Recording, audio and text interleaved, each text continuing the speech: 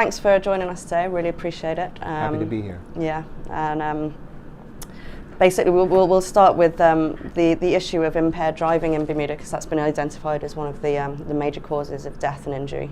Well, the major cause of death and injury in Bermuda. And already you've demonstrated a will to address this by speaking about the introduction of roadside sobriety testing by the end of this parliamentary year. Is that Yes. still the plan? Yeah. That's the plan. Yeah, which is fantastic, and I hope it works.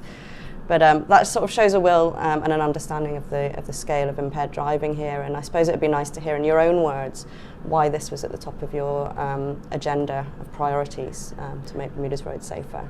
We need to stop people dying. Yeah. I think that if I can be very plain about it, Yeah. we had 15 deaths in 2017, 15 too many, and we've got to find a way to stop this. Yeah. And young people are dying. They're our future. And it's clear that Bermudians and residents need to improve their habits and behavior on the road. Yeah. Whether it be taking substances that influence their ability to ride and travel safely, or just general behavior and judgment on conducting themselves on the road. We all need to improve, but we really have to stop people dying.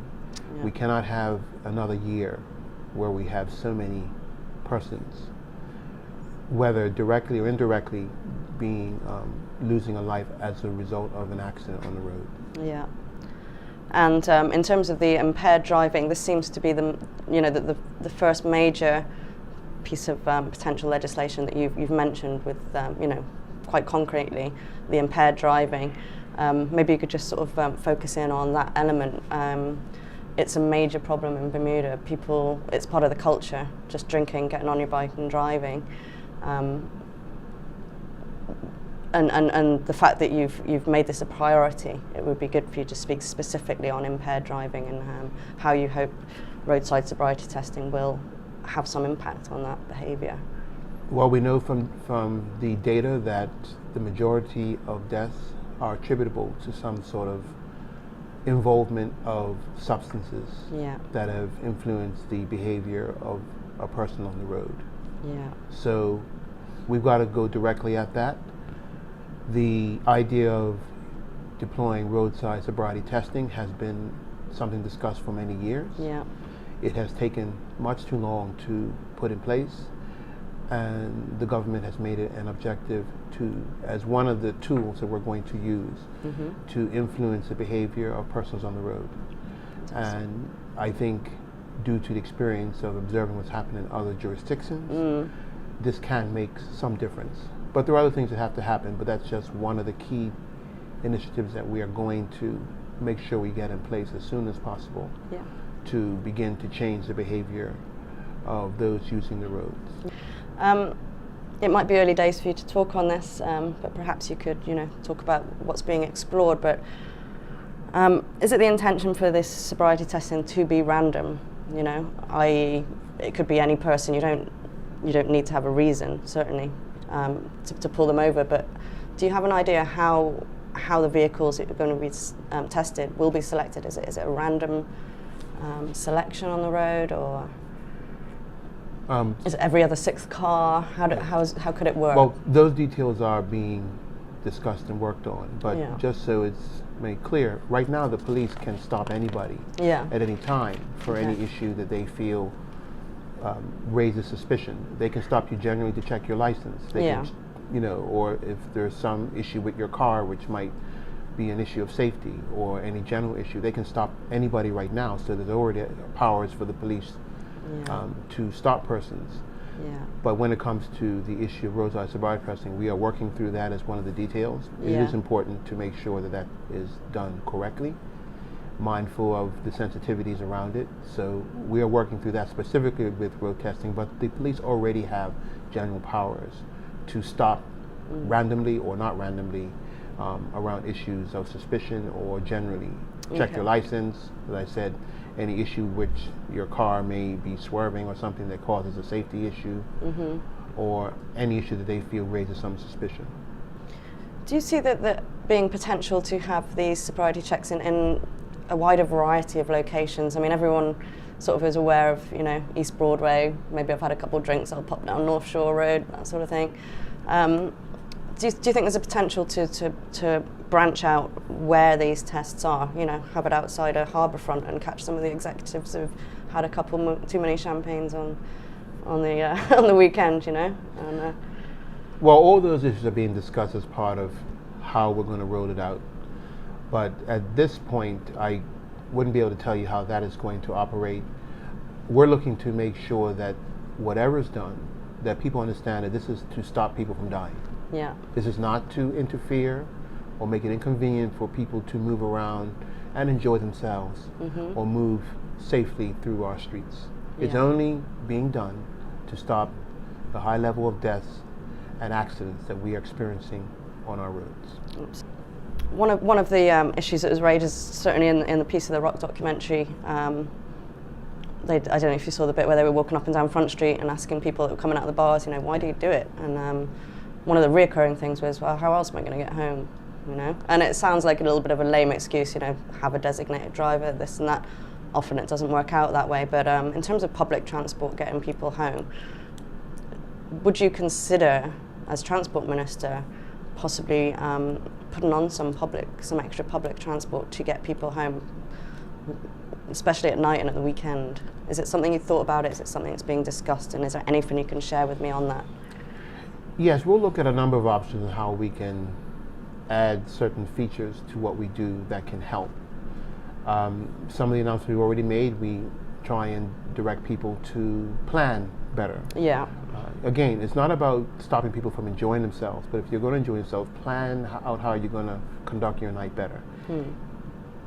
There are many jurisdictions where there is no public transportation after midnight, but we are happy with the program that CARTA does, and we will continue to support programs like that. If there are ways that we can look into the future to provide some supplementary support for later transport, we'll look at that. Yeah. But everything, as people I think understand, has to do with budget considerations and what we have available. Yeah. So we'll discuss with our partners, CARTA and others, as things that we can do to support those types of programs. Maybe there are others in the community who want to participate and provide that level of support after hours to assist with road safety, and we'll work with them. And we'll work with CARTA and anyone who wishes to come around the table, discuss those ideas, and we'll look at what we can do from in government, but we'll also work with others to do it as well. Yeah, so it could be a public-private, you know, I mean, a lot of these insurance companies that bring people here, a lot of their staff are ending up on the roads, you know, so maybe they have a little bit of buy-in as well. Absolutely. We're prepared to work with anybody around any ideas around this. We know we can't do it all alone, but we know that others who want to make a difference, we can work with them to see what we can put in place. Yeah. There's been mention of speed cameras. Can you elaborate a little bit on your commitments looking forward to the installation? I know some work was done by the previous government, but speaking specifically to you as Minister now. Well, we're going to address that with the Minister of National Security, because they obviously know that the island-wide camera system, which has been in place, is overseen by them. Yeah. We are looking at advancing that technology further to have speed camera abilities so that we can do some more things in that area. But then again, that is something that can be raised with the Ministry of National Security directly if you wish, and they can give you more details as to where they'd like to go. But we obviously will be working with them on that. So you're talking about existing cameras that are in place in the island at the moment, CCTV, that sort of thing? Yes, but certainly that technology can be enhanced. We already have the ability here at TCD, through our own technologies that are deployed, to recognize license plates. Right now. And we're going to even further advance that technology ourselves. But the issue of speed cameras is a matter that we'll have to work with the Ministry of National Security with. Yeah. And the Bermuda Police Service, because they operate the island-wide system that might be of assistance with deploying that technology further. Because I do believe that their camera system has some ability to be modified further. Yeah. Because how nice would it be, if a speed camera just catches their license plate and a ticket is automatically sent to the offender, although then there's the issue of how do you know if it was the car owner that was driving, that sort of thing. That gets in the way. But I think we know that those technologies are deployed and the law is very clear in other jurisdictions. It's been operating for years in parts of Europe and the UK already. So there is no great mystery around how this would operate. We just need to figure out in Bermuda how we're going to deploy it, and we'll work on that with our partners to do that. Do you see it as a priority in terms of reducing death and injury on the road? Certainly, whatever we can do to reduce the speed and irresponsible driving, yes. But I think it's just it's a part of a number of pieces. Yeah. Our focus is going to be roadside sobriety testing and changing people's behavior on the roads, are our specific areas that we're going to focus on transport. And we will work with our partners, such as the police, to deal with the issue of speeding and how they might want to deploy different methods and technology to deal with that. So graduated licensing programs, obviously you'll be familiar with this. Project Ride was, I guess, a first step in a process to getting to there, but it's not really moved forward. I would say in Australia it's resulted in a massive turnaround in terms of the a reduction in death and injury on the roads, graduated licensing and roadside sobriety testing. And I don't know if you saw Minister Fay, former Minister Fay, saying that graduated licensing programs was a low-hanging fruit, was his quote in that piece of the Rock documentary. And I think, David, the Road Safety Council has a model for a program that could work for Bermuda. Is that correct? Has that been presented to yourself, this recommendation yet from the Road Safety Council? Yeah, I'm aware of it, and just so it's clear, Project Ride itself is a graduated licensing program. Yeah. We're committed to further advancing that. I think, as is the case with all these programs, they've been in place for a little while. And that Project Ride started under the former Progressive Party government. Was it? Yeah, okay. So we now need to review it and advance it further. Yeah. I think in light of the situation we have on our roads, all of our programs of these nature needs to be looked at and advanced further, and how it can specifically help to address the situation we have now. Yeah. And that's what we're committed to doing. So we will further advance Project Ride, modify it the way that it needs to be modified. We'll look at recommendations that have been already presented, and anyone else who has any other ideas, we're happy to look at those as well. But we're going to advance the programs that we already have. So we already have a graduated license program in the form of Project Ride. We will further review it and advance it in the way that it needs to be advanced, so that we can make more of an impact in the way that we need to. Sure. From what you know of Project Ride so far, I mean, one thing we know about it is that there is no on-road tuition. There are no two-way helmets with the instructor being able to communicate with the rider. We know those things aren't in place, but if you can imagine a young family member and getting them on a bike, would you personally hope that they would get some on-road tuition before actually having to go out on the road? Well, we want everybody to do everything safely. Yeah. So we're not advocating for young people to get on the road in an effort to learn how to drive unless they've had some proper instruction and guidance. And safety. This all has to be done in a safe way. Again, this is a part of the advancing and further development of the program. Yeah. Acquiring additional equipment that can help with the training, yes. Yeah. But there are other things that we can do to have a truly full graduated licensing program. And one of the things which I have mentioned already is starting driver education at an earlier age. Yeah. The reality is that everybody who grows up in Bermuda, you pretty much start being concerned with road safety when you really start, when you want to get your bike at 16. Yeah. It should frankly start a lot earlier. So we're going to focus on how we can do that. Work has already begun by the Road Safety Council and Department to work with the Department of Education on putting a program in that we can start at 5 years. And I'm very happy that work's already started, and we're going to advance that further. That's fantastic. That's great news to hear. And that is on my list of questions, so maybe we can touch on it a little bit more. But it's great to hear that the work's already started. In terms of the graduated licensing program, would you agree that it's low-hanging fruit Do you think Faye was just saying that because it sounded good, or is it something that can be quickly implemented? I won't presume to know what was in the mind of the former minister, but I think every step that we can make to improve road safety is a priority. Some things may be a little harder, but I want to make sure that everything is advanced in a quality way.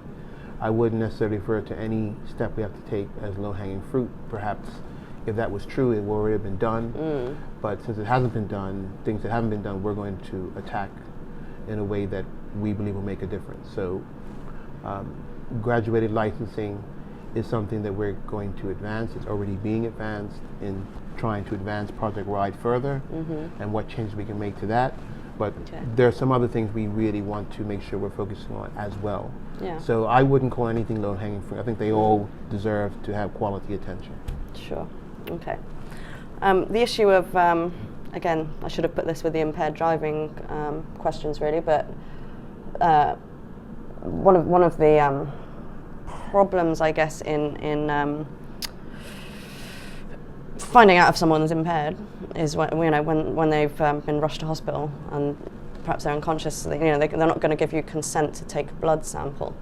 And I think in Australia they overcame that, and you are allowed to take blood samples from people who are suspected to be impaired. There is only, as far as I last knew, is it 2 people that are qualified or authorised to take blood samples from the police? Used to be 1. I think they upped it by 1. I think it's and there's 15 who are trained to do it. I think it's 1 or 2. 1 or 2. And that's been identified as a problem. There aren't enough people to take blood samples from the people who are coming in impaired. And then there's the other issue of consent, getting consent. Do you have any thoughts on that you could share at this early stage on that specific issue? We'll advance that as we advance the roadside sobriety testing regime. So there'll need to be changes to made on those other pieces to make sure that roadside sobriety testing can work. Yeah. So that piece, we're having more people available to take blood samples. That will be advanced along with that as well. Yeah. So we'll look at that and advance it. I'm not sure whether that is just an issue for my ministry. It may be under national security, it may be under health, because you're actually asking people under another department of government, i.e. the hospital. Yeah. So we may need to work with the Ministry of Health as well. So I agree that needs to be advanced. It will be advanced along with the roadside sobriety testing program that we want to make sure is in place this legislative year. Yeah, okay. Primary school level children, yeah. So you just mentioned that you'd like to see roadside safety taught in schools. I mean, this is something that's been talked about certainly back in the Tumin report in 1996. And still not even a lesson. And here we are, 2015 now. You've mentioned it as minister. It's not just lip service. Tell me it's not just lip service this time. It's not, because our road safety officer already goes around to schools and talks about road safety. So we are doing some work, and the road safety department is already looking at a module program. That can be deployed in our schools to deal with road safety from 5 years old. But we have to work with the education ministry to put that in place. And once that is done, I think you will hear a public announcement. But we have to work with education to do that. We can't do it unilaterally, of course. Yeah. So we have to work with our schools to make it part of their learning program, so that every year they'll be learning on road safety for our children right up until the point where they begin to have to be actual full users of our road.